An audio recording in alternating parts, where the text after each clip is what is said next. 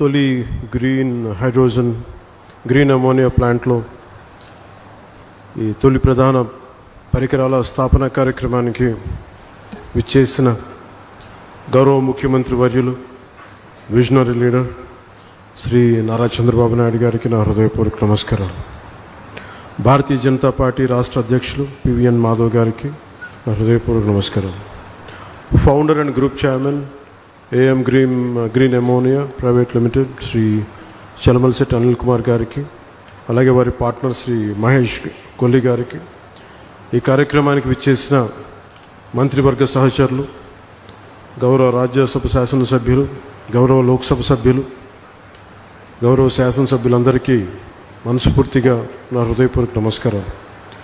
ఇక్కడికి విచ్చేసిన ప్రజాప్రతినిధులందరికీ, అధికారులకి, వివిధ రంగాల్లో పనిచేస్తున్న ఇంజనీర్లు, నిపుణులు, ఏఎం గ్రీన్ సంస్థలో పనిచేస్తున్న సిబ్బందికి మరియు వారి కుటుంబ సభ్యులకు, అలాగే మీడియా మిత్రులకు, రాష్ట్ర ప్రజలందరికీ నా హృదయపూర్వక నమస్కారాలు.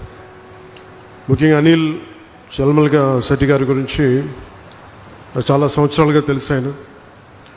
ఒక 14 సంవత్సరాల క్రితం కలలు తప్ప కేవలం ఏదో సాధించాలని ఒక తపన,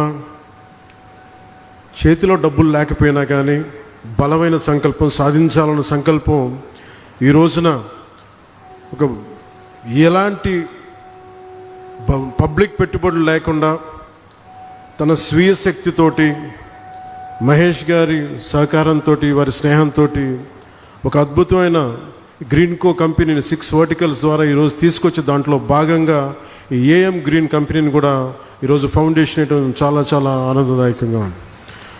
ఒక మనిషి కళల కంటే తప్ప ఏమీ సాధించలేరు.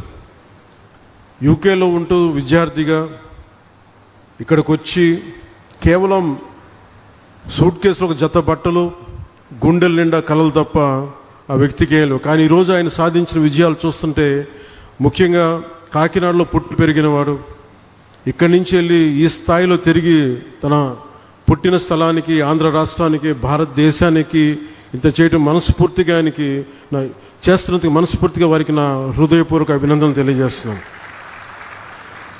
గౌరవ ముఖ్యమంత్రి గారు పదే చెప్తూ ఉంటారు, గవర్నమెంట్ అనేది కంటిన్యూ, ఒక గవర్నెన్స్ అనేది ఒక కంటిన్యూటీ. అది ప్రభుత్వాలు మారచ్చు, పార్టీలు మారచ్చు, కానీ ప్రభుత్వం మటుకు స్థిరంగా ఉంటుంది. గత ప్రభుత్వాల్లో, ముఖ్యంగా ప్రత్యేకించి గత ప్రభుత్వంలో పారిశ్రామికవేత్తలకి ఎలాంటి ఇబ్బందులు ఉన్నాయో అలాంటివి తెలుసు. కానీ గౌరవ ముఖ్యమంత్రి గారు చెప్పేది, పారిశ్రామికవేత్తలకి, పెట్టుబడులకి ఎలాంటి ఇబ్బంది కలగకుండా చాలా ఆరోగ్యకరమైన వాతావరణం ఉండాలి వారు చెప్పే దానికి నిదర్శనం ఈ రోజున ఈ భవిష్యత్తులో ఇది ఒక $10 బిలియన్ ఒక పెట్టుబడులు వచ్చే ఒక బలమైన కంపెనీగా దీన్ని తయారు చేయడం మనస్ఫూర్తిగా వారికి నా అభినందనలు తెలియజేస్తున్నాను. కాకినాడలోని 495 ఎకరాల విస్తీర్ణంలో ఇది ఏర్పాటు కానున్నది. సంవత్సరానికి 1.5 మిలియన్ మెట్రిక్ టన్నుల గ్రీన్ అమోనియా ఉత్పత్తి లక్ష్యంగా నిర్దేశించబడింది.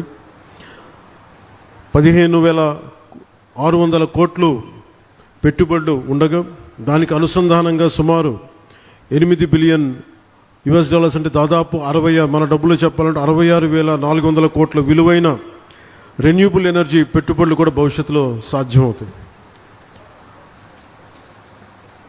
2027 చివరి తొలి దశ కమిషనింగ్ లక్ష్యంగా రెన్యూబుల్ ఎనర్జీ ఆధారిత క్లీన్ ఎనర్జీ కేంద్రంగా ఈ ప్రాజెక్టు రూపుదిద్దుకోబోతుంది. ఈ నిర్మాణ దశలో మొన్న మధ్యన మాట్లాడుకుంటూ ఉంటే అనిల్ గారితో ఎంతమందికి ఉపాధి కల్పిస్తుంది అని అంటే, నిర్మాణ దశలో దాదాపు 8,000 మందికి, అలాగే ఆపరేషన్ దశలో దాదాపు 1,500 మందికి ప్రత్యక్ష ఉపాధి, పరోక్షంగా దీన్ని ఆధారం చేసుకుని కొన్ని వేల మందికి దీర్ఘకాల ఉపాధి అవకాశాలు సృష్టించే ప్రాజెక్టు మనస్ఫూర్తిగా విజయవంతం కావాలని దీనికి వ్యవస్థాపకులైన చైర్మన్ శ్రీ చలమలశెట్టి అనిల్ గారికి, మహేష్ గారికి మనస్ఫూర్తిగా నా శుభాకాంక్షలు తెలియజేస్తాను. గౌరవ ప్రధానమంత్రి శ్రీ నరేంద్ర మోదీ గారి సారథ్యంలోని కేంద్ర ప్రభుత్వ సహకారంతో, గౌరవ ముఖ్యమంత్రి శ్రీ చంద్రబాబు నాయుడు గారి నాయకత్వంలోని కూటమి ప్రభుత్వం పర్యావరణాన్ని పరిరక్షించుకుంటూ అభివృద్ధిలో రాష్ట్రాన్ని అగ్రగామిగా నిలిపే దిశగా అడుగులు వేస్తోంది. ఈ ప్రయత్నాల్లో భారతదేశం పెట్టుకున్న లక్ష్యంలో జీరో నెట్ ఎమిషన్కి భాగంగా ఈ ప్రయత్నాల్లో గ్రీన్ అమ్మోనియా ప్రాజెక్ట్ చాలా కీలకమైన అడుగు. రెన్యూవబుల్ ఎనర్జీ రంగాన్ని ప్రోత్సహిస్తూ ఈ రంగంలో ఆంధ్రప్రదేశ్నే దేశంలో మొదటి స్థానంలో నిలపాలన్నదే ఈ నారా చంద్రబాబు నాయుడు గారి నాయకత్వంలోని కూటమి ప్రభుత్వం లక్ష్యం.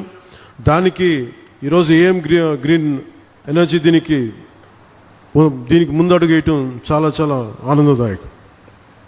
Andhra Pradesh integrated clean energy policy 2024 కింద ఆ దిశగా ప్రభుత్వం వేసిన బలమైన అడుగు Andhra Pradesh integrated clean energy policy 2024. దీనిని ఈ పాలసీ రాష్ట్రాన్ని భవిష్యత్ రెన్యూబుల్ ఎనర్జీ సామర్థ్య కేంద్రంగా, రెన్యూబుల్ ఎనర్జీ వనరుల ఉత్పత్తి హబ్గా షేప్ తీసుకోబోతా ఉంది. గ్రీన్ హైడ్రోజన్, గ్రీన్ అమ్మోనియా వంటి క్లీన్ ఎనర్జీ ఉత్పత్తికి అనుకూలమైన వాతావరణాన్ని కల్పించగలిగితే మనకి పెట్టి ఇన్వెస్టర్స్లో చాలా విశ్వాసం పెరుగుతుంది. క్లీన్ ఎనర్జీ పాలసీ ద్వారా ఇప్పటికే ఎన్డీఏ కూటమి ప్రభుత్వం విధానపరమైన స్పష్టత ఇచ్చింది. గ్రీన్ ఎనర్జీ ఉత్పాదనకి ఆంధ్రప్రదేశ్ గమ్యస్థానం కావాలి. అదే నారా చంద్రబాబు నాయుడు గారి నాయకత్వంలోని కూటమి ప్రభుత్వ విధానం.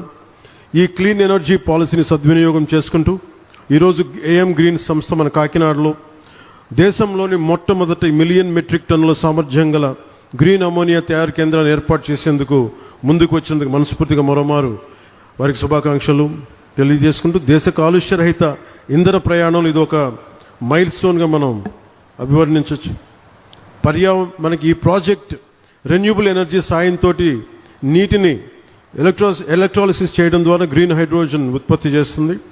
ఈ ప్రక్రియలో వాతావరణంలోని ఈ కార్బన్ ఎమిషన్స్ని పూర్తిగా క్లీన్ చేస్తుంది.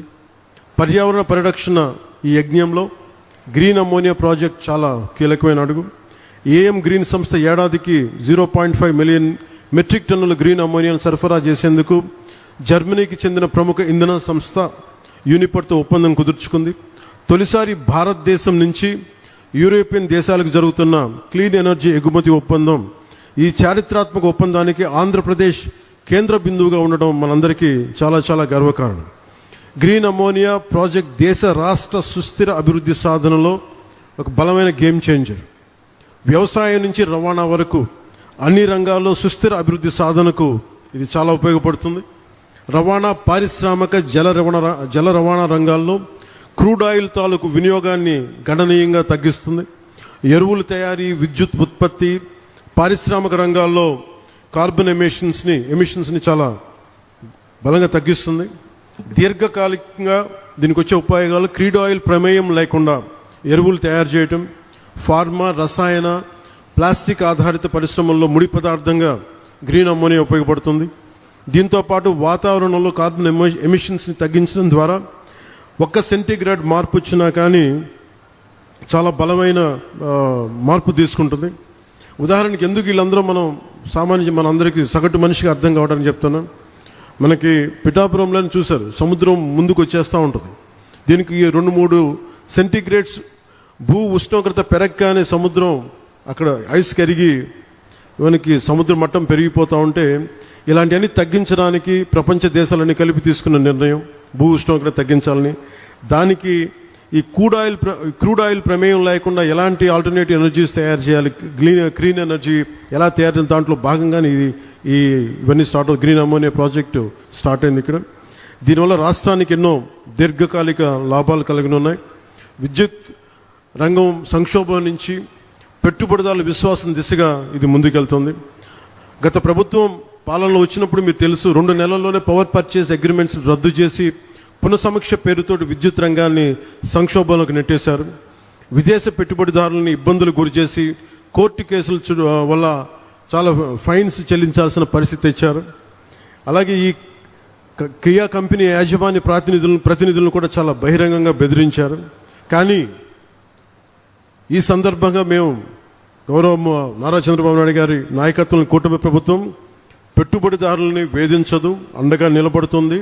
తద్వారా యువతకి ఉద్యోగాలు, ఉపాధి అవకాశాలు కల్పించే దిశగా రాష్ట్రాభివృద్ధిలో ప్రతి ఒక్కరూ భాగస్వాములుగా మారాలని కోరుకుంటూ సెలవు తీసుకున్నాను. జై హింద్ అండ్ జై భారత్.